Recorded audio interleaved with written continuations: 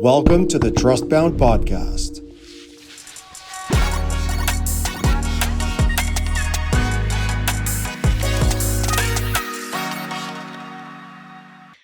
Another day, another week in paradise. This time around with the Trustbound Breakdown of episode 12 with Andrés Cano. This was a very, very, very interesting episode. Particularly special because of not just, of course, the friendship that I have with Cano, but also the lens from a portfolio and from a general partner, no less. Um, Very, very interesting episode. We are going to go through it and break it down, but for starters, just an amazing version of the refers advantage. Most people treat introductions as casual, a favor here, a favor there. But Andres treats them as a system. It has tests, it has tiers. He protects them. And, when you hear how Pygma actually runs its network, you start to realize that this is what every fund, every founder, every bridger, remember that's how we call connectors at Itogai, should be doing, but unfortunately, most just don't have the language for it yet. So Kano also dropped a line that belongs in the Trustbound canon. You know, um, he said that the best capital is social capital, not momentum capital. I definitely wrote that one down, and I think you should too. So this episode is anchored in three principles. That's principle 4, which is the referr's advantage. Again, amazing, amazing, amazing, amazing. I guess expression of the referr's advantage, and we're going to dive into why in a second. We're also seeing principle 6, packs over pipelines, and principle 7, give first, sustain always. Plus, there's also a meta theme, which is the sustainability. Excuse me, which is the sustainability question. How do you keep giving when your inbox has hundreds of unread messages and your calendar is also full and you also have a life? So let me walk you through it. Principle 4, the referr's advantage. Kano is the first person on this podcast to put a tier system on warm intros. And, once you hear it, I think you can't unhear it. Tier 1, the highest signal in early stage investing. A founder from your portfolio referring another founder. Not just any founder, but a portfolio founder. Someone who has skin in the game. Someone whose track record with you is on the line. Tier 2, an investor referring another founder.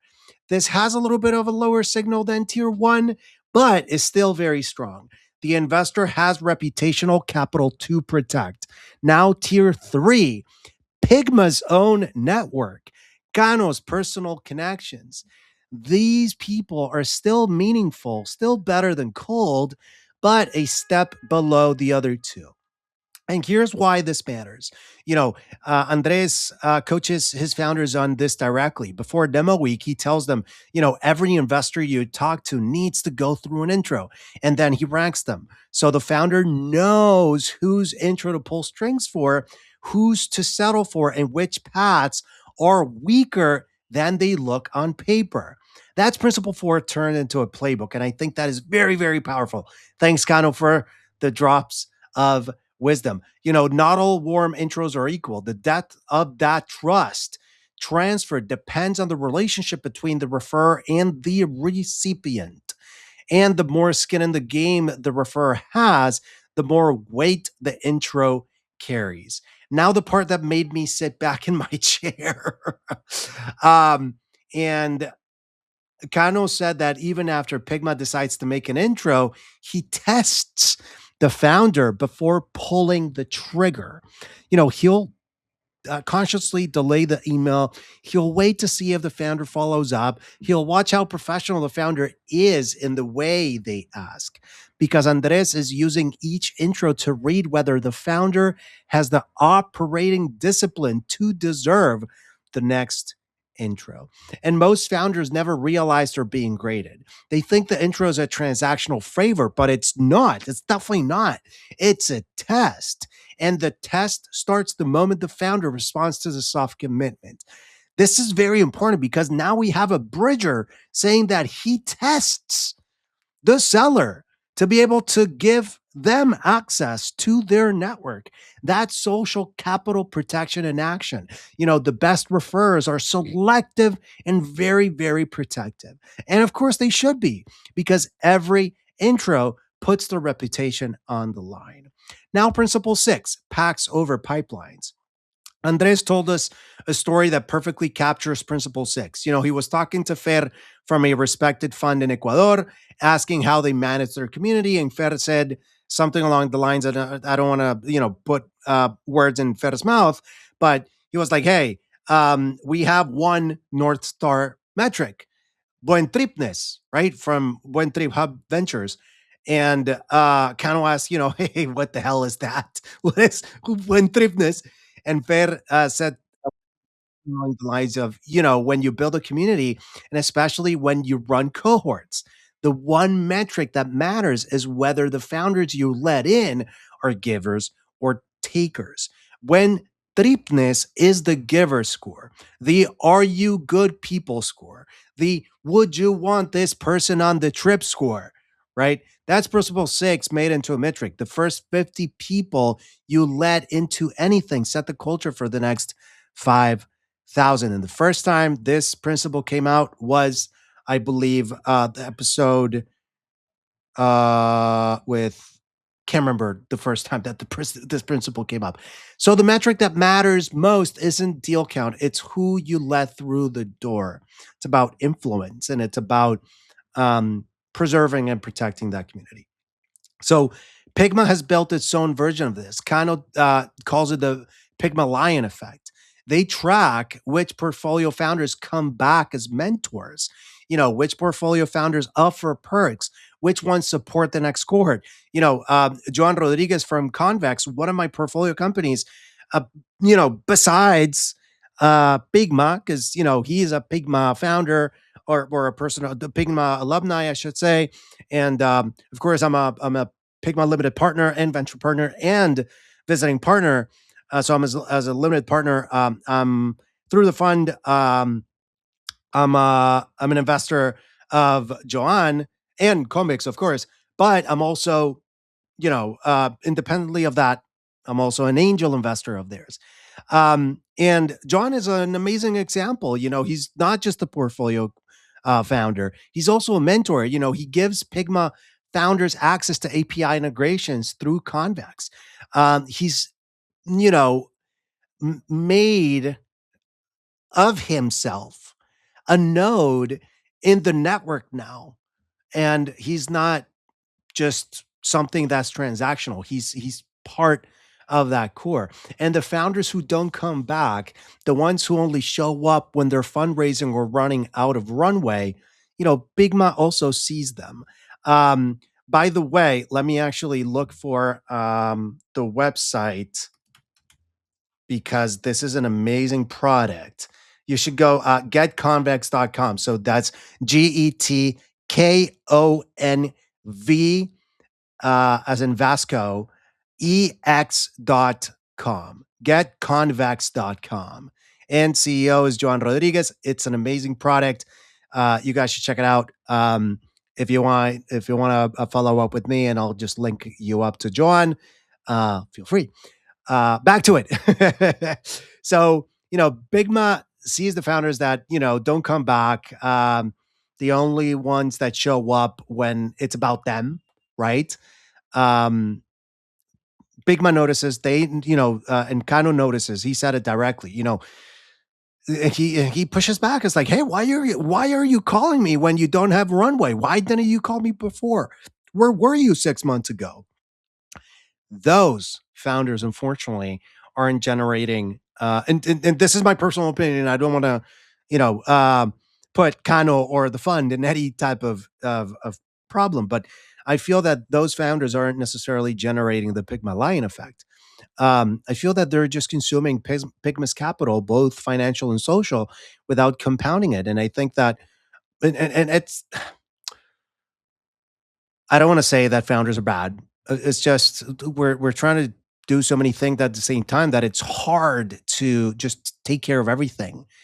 So I'm not saying that they didn't care to follow up. It's just that they just didn't prioritize it as they should, maybe. So that's principle six in, quite frankly, operational form. Don't necessarily grow by adding more accounts, but rather grow by selecting for the people who will definitely reinforce your culture and feed your network back to you. The first 50 set the culture for the next 5,000. The giver score predicts the compounding, and that's very, very important. Um, so most VCs won't admit something that Kano was very, very honest about. He said, of course, that the selection process isn't perfect. That of course you're going to make mistakes. You're going to, you're going to let some takers through. The community will dilute a little, but you keep trying to do your best in selecting for the giver default. And over time, the culture you build pushes the takers out and pulls the givers deeper in. And that's pack dynamics. That's how trust networks self clean. Now, principle seven. Here's what kind of hit me with a question that, uh, it's been in my mind since when we hit stop. We actually talked about this after we hit stop, and um, it's been a week in my mind. I asked him how he keeps being a go-giver when he's running cohort 8, advising the founders from cohorts 1 through 7, raising funding, fund 2, supporting limited partners, and probably has, hundreds of unread WhatsApp messages. His answer was disarmingly disarmingly honest. He said, I don't even know if it's sustainable. Um he said, "Look, I have the passion, but I don't always have the mind." And I think that's principle 7, and that's the edge. Give first, but sustain always. The give first part is the easy part. Anyone with goodwill can do that. The sustain always part is where the structure has to come in. Fortunately, otherwise, the giver, of course, is going to burn out, becomes resentful, or even worse, just slowly disappears. Um, Andres's adaptation to this problem, being, the general partner of Pygma, was pretty practical. He said, and he advised people to be more strategic about who you support and when. The deeper the relationship, the more depth you give, of course. And the newer the relationship, the more measured. The test for who deserves your deeper time, um, and also test if they're aligned with your culture. Um, do they think like you? Do they give back? Are they, I guess, showing buen tripness? Um, I kind of feel that you need to also set boundaries, filter for it, give generously to the people who reciprocate, but make proposals to the people who want more than you can give for free. And Andres, I guess he added a small but very powerful nuance. He said that when he's giving, he expects nothing back, but he remembers, he said, I always think about that. The people who supported me in the past, the friends, I of course want to support back. I want to help back. I want to give back. I'll do intros. I'll do anything they want. I'm here. And I feel that's principle 7 with a clear memory, giving without keeping score, but with a deep memory of who showed up when you needed them. That's how you stay generous without becoming exhausted. So, the actionable piece, I asked Andres what Trustbound meant to him, and he said, it's a win-win relationship. It's not one directional. It's back and forth. It's definitely not one-sided. He said, when you told me you were building Itogaya, I said, you know what? I'm here. What do you need? Let's make it happen because you were there. And by this, he was talking about me. He said you were there for us on day one, and of course, I've always been here for not just kind of on a personal and professional level, but for Pygma as well, on a personal and professional level, and everything with the fund represents. And I feel that that's the entire model in what's one sentence. Trustbound is a two-way protocol. It's not a play. It's not a tactic.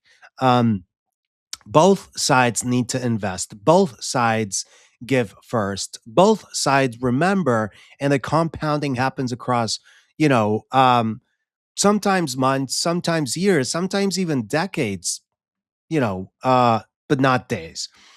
And I think that he closed it beautifully when he said, with his final line, when I asked them where people could find him, I think that was the cherry on top. Uh, he was like, "Hey, if it's not through Mauricio, I will not answer." I think it was kind of a joke, but maybe not. Um, if we unpack that, that's what a real network feels like. The gate matters, who you go through matters, and the intro matters. So here is the actionable piece for this breakdown. Look at your last 10 introductions, either the ones you made or the ones you received.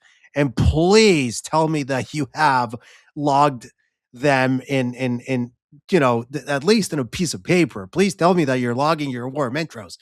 Um, if you're not, do it. If you are, you should be ranking them by tier or by circle. Um, how many were there from, the kind of circles, the kind of people that you helped, the kind of people that um, got helped by you? If you're the receiver, how many made it to a real conversation versus died in an inbox? That pattern is very important because the pattern in those numbers tells you something about how your network is actually functioning. The circles matter, quality matters. And as Cano put it, social capital is the absolutely best capital. So we absolutely need to care for it and we need to protect it. We need to gate it. Um, three, circle, if you want to call it tier, call it tier. We call it circles. Three circle intros. Um, Point tripness, that's a great example. Pygma lion effect, that's another great example. Win-win as the definition of Trustbound. That was episode 12. If this resonated, pay attention to where trust has already been doing the work for you. That's where momentum starts. Learn more at itoguide.com. See you next time. I'm Mauricio Suarez, and this is the Trustbound Podcast.